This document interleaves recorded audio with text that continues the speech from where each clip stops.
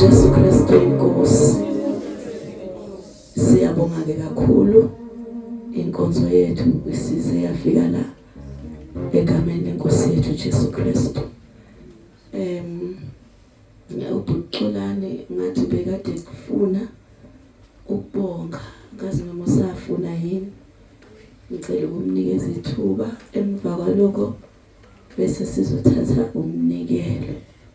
uJesu Kristu inkosi. Ngaphesheya